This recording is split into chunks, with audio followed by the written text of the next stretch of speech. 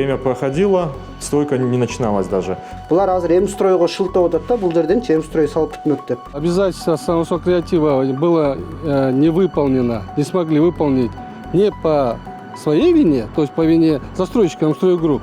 Присвоила деньги, М-строй от них ничего не получила. Мы будем учитывать мнение не только своих дольщиков, но и дольщика М-строя. Хочу отметить, что это классический вид мошенничества.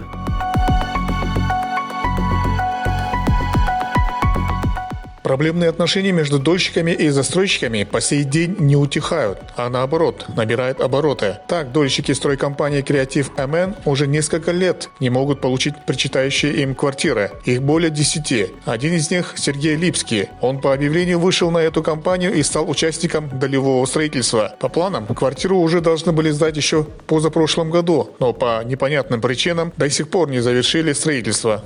Время проходило, стройка не начиналась даже. Потом в каком-то впоследствии вырыли котлованы и буквально там один этаж достроили, и все, она встала. Стройка уже прошел и 21-й дострой, 23-й год, и до сих пор не сдвинулась, получается.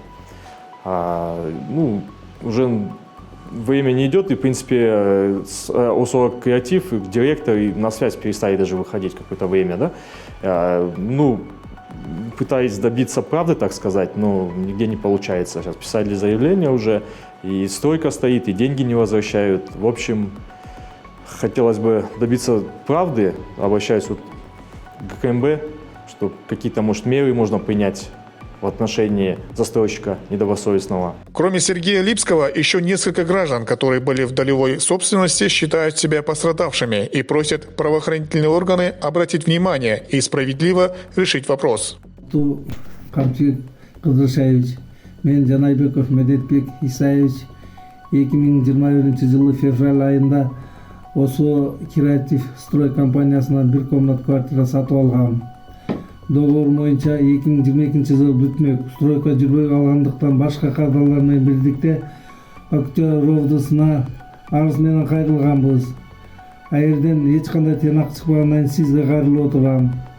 Ушул биздин арызыбызды карап, териштирип, өз көзөмөлүбүзгө алып коюңузду суранам. 2021 жылы ушу Новостройка Көкжардан Креатив деген компания, строй компания экен да, ошо жерге барып, Калиев Жанчар деген балага жолугам.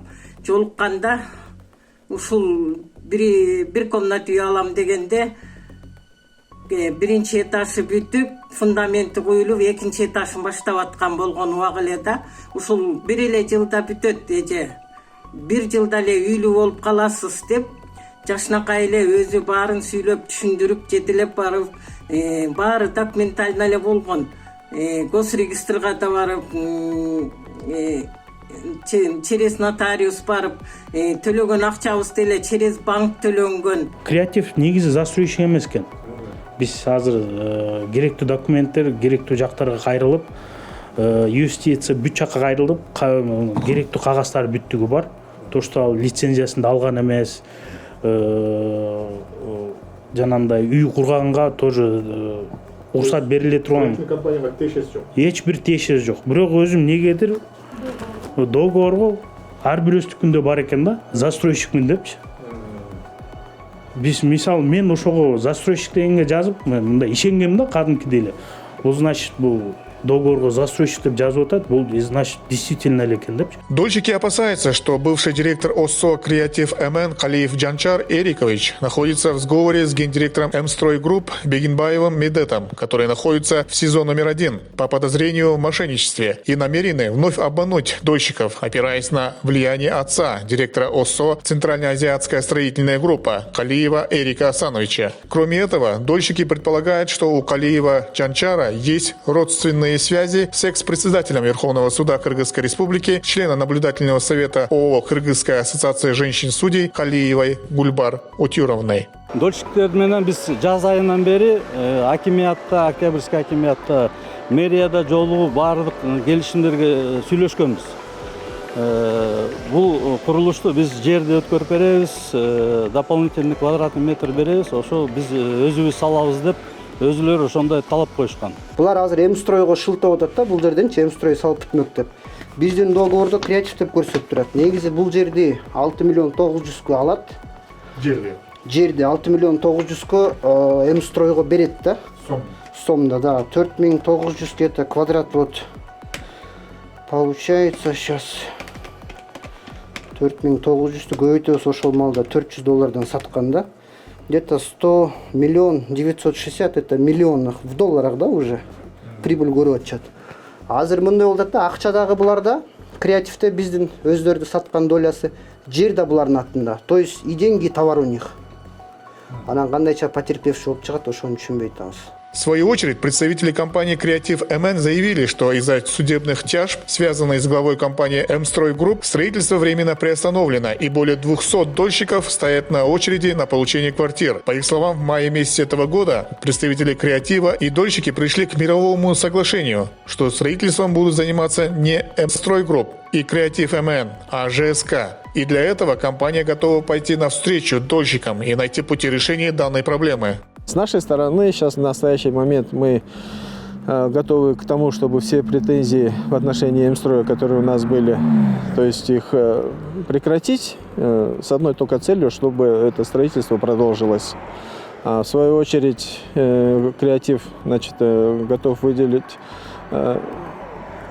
820 с лишним квадратных метров жилой площади в счет строительства, чтобы это строительство продолжилось, а также передать земельный участок.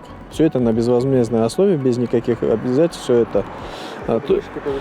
Да, потому что те цены, которые вот в свое время закладывались и проплачивались, понятно, сейчас цены совсем другие. Мы просто не хотим, чтобы дольщики потеряли свои квадратные метры, и чтобы они в конце концов зашли и жили в этих домах. Но ввиду того, что обязательство самого креатива было не выполнено, не смогли выполнить не по своей вине, то есть по вине застройщика «М-строй Групп», согласно основному договору, он заключен законно, зарегистрирован в госстроительстве, как нормы законодательства требуют.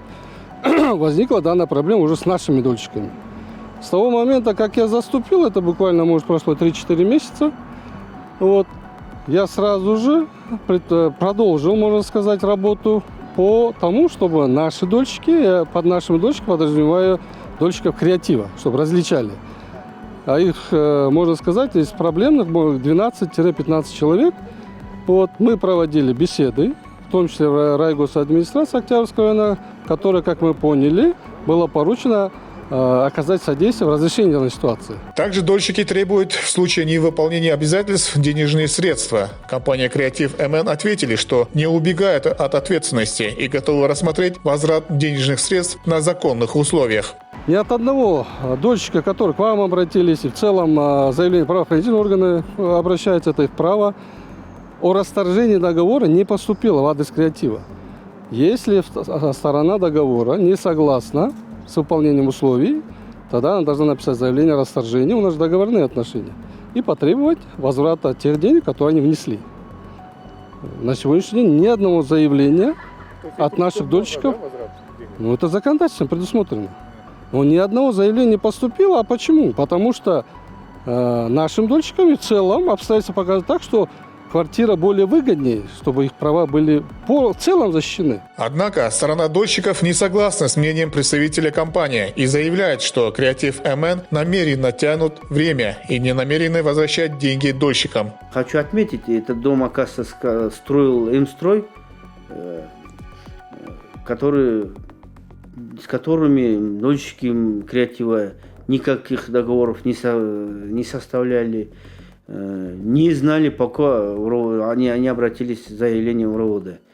То есть, получается, ОСО «Креатив» присвоила деньги, М-строй от них ничего не получила, и сейчас «Креатив» хочет свалить на все проблемы на М-строй, а в свою очередь от М-строя никаких бумаг от моих клиентов нету. Поэтому хотят принимают все меры ОСО «Креатив», чтобы уйти от уголовной ответственности. Исключительно по вине того, что «Креатив» сказал: хорошо, мы будем учитывать мнение не только своих дольщиков, но и дольщиков М-строя, это большинство.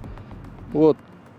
Мы вам передадим для того, чтобы вы достроили и по условиям наших договоров передали готовые квартиры нашим дольщикам. Обращаю ваше внимание, еще один аспект, почему креатив заботится о своих дольщиках. Дебиторская задолженность, которая осталась у дольщика креатива, также была возложена на плечи креатива. Больше 30 тысяч долларов, которые еще не доплатили наши дольщики.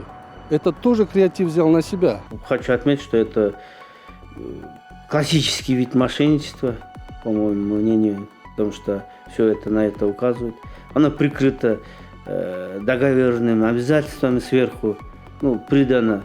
А на самом деле также Пленум Верховного суда гласит, что если сторона не имела намерения изначально исполнять гражданское правовое обязательство, то следует квалифицировать как мошенничество.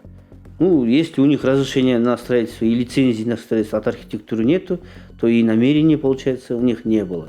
На сегодня известно, что в Госстрое, исполняя поручение главы Кабмина о внесении программы реформирования в строительной отрасли, были разработаны новые положения, направленные на защиту интересов дольщиков. Для этого предлагается ввести реестр стройкомпаний, куда последние могут войти лишь при исполнении нескольких обязательных требований. До вхождения в этот список им запрещено рекламировать планируемые объекты для привлечения средств под их строительство. Это наличие земельного участка, правоустанавливающих документов, наличие собственных средств, предполагаем 20% от объекта долевого строительства, регистрацию договоров долевого строительства, и что все договоры долевого строительства они должны быть взяты на учет со стороны Госстроя. Все взаиморасчеты между дольщиком и застройщиком должны производиться посредством банка. А тем временем дольщики креатива намерены идти до конца, отстаивая свои права. А представители компании ищут пути разрешения вопроса. А с нашей стороны мы будем следить за ситуацией и обязательно сообщим об итогах.